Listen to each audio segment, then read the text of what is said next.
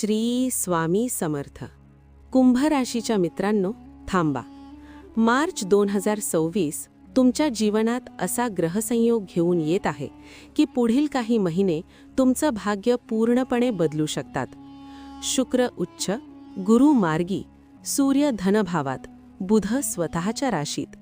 पण एक ग्रह अजूनही राहूच्या कैदेत आहे आणि तो तुमची परीक्षा घेणार आहे.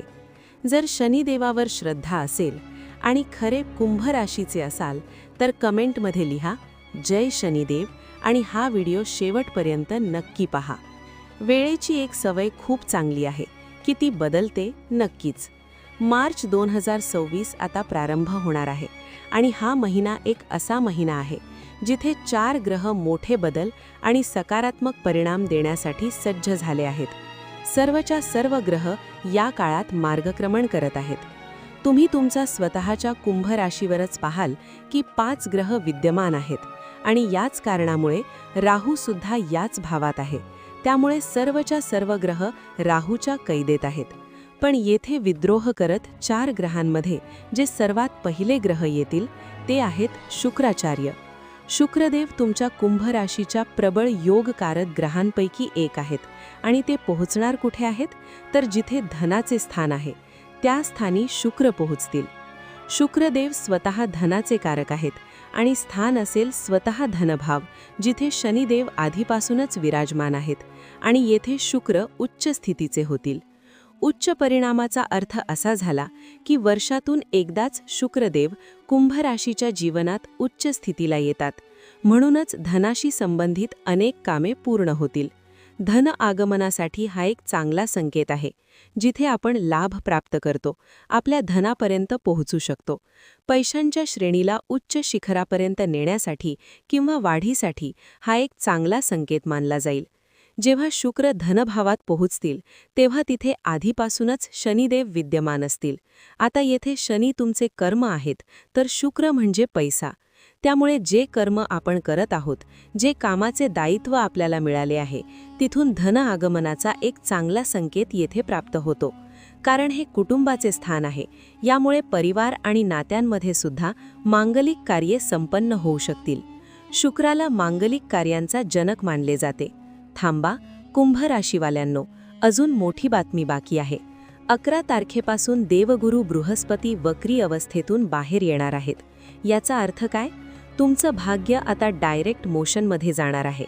जर तुम्ही मेहनत करूनही पूर्ण फळ मिळाले नाही असं वाटत असेल तर लगेच हा व्हिडिओ लाईक करा. ठीक येथून बदलाची दुसरी श्रेणी येते आणि येथे देवगुरु बृहस्पती आपल्या वक्री अवस्थेला सोडून मार्गी अवस्थेत प्रवेश करणार आहेत. 11 तारखेपासून हा दुसरा बदल आहे.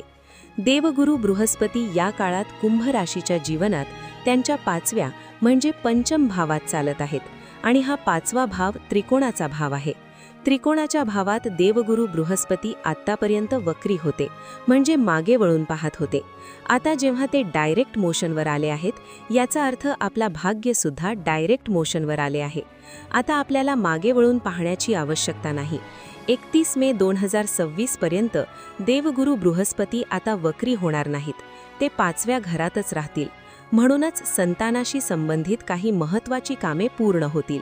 जर तुम्ही शेअर मार्केटशी संबंधित कामात गुंतलेले असाल तर ते काम पूर्ण होईल आणि त्रिकोणात बसलेल्या देवगुरूंच्या माध्यमातून सौभाग्यात मोठी वृद्धी होणे शक्य आहे. येथे गुरूंकडे जी दृष्टी आहे त्या 5व्या दृष्टीने ते थेट भाग्य भावाकडे पाहत आहेत. भाग्याचा स्वामी आधीच उच्च अवस्थेत आला आहे, वरून गुरूंची दृष्टी येत आहे. याचा अर्थ भाग्याची पुरेपूर साथ आपल्याला या महिन्यात मिळणार आहे. गुरूंची दृष्टी लाभ भावावर पडेल, म्हणूनच आपण लाभापर्यंत पोहोचू शकू. आपण एखादे काम केले आहे पण त्या कामाची फलिते आत्तापर्यंत कमी होती.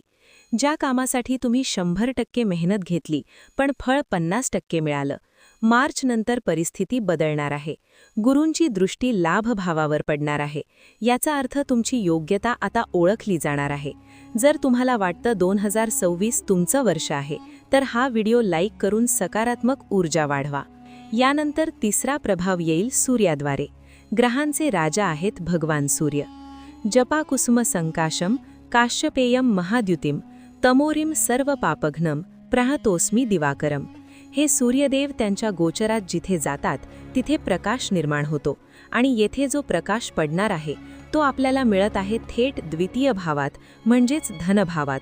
याचा अर्थ आत्तापर्यंत सूर्यदेव राहू सोबत ग्रहण योगात होते. ग्रहण योगामुळे आपली डोकेदुखी वाढलेली होती. सूर्य म्हणजे आपले मस्तक आणि राहू म्हणजे समस्या. त्यामुळे मनात कोणत्या ना कोणत्या डोकेदुखी सुरू होती, ज्याचा पर्याय समोर असूनही तो स्पष्ट होत नव्हता. आता किमान तिथे स्पष्टता येईल. डोकेदुखीपासून आपली सुटका होत आहे आणि सूर्य धनभावात गेले आहेत. कल्पना करा, शुक्र उच्च अवस्थेत, शनी कर्मस्थानातून साथ देत आहेत आणि सूर्य धनभावात प्रवेश करत आहेत. हा योग प्रत्येक वर्षी मिळत नाही. हा काळ तुमच्या आर्थिक उंचीला नवीन शिखरावर नेऊ शकतो. जर तुम्हाला आर्थिक स्थैर्य हवं असेल तर आत्ता लगेच धनलाभ असे कमेंट करा. पहा, शुक्र आहेत, शनी आहेत, आता सूर्याचा प्रकाशही धनाच्या भावावर आला आहे.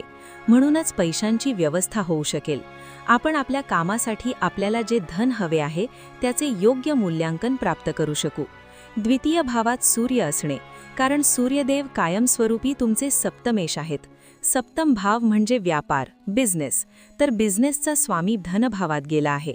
या दोन्ही गोष्टी एकत्र केल्या तर व्यापारातून धनप्राप्ती होणे किंवा जर तुम्ही वैवाहिक जीवनासाठी जोडीदाराच्या शोधात असाल तर जोडीदार मिळून घर आणि कुटुंब बसणे, असा हा मेळ बसतो.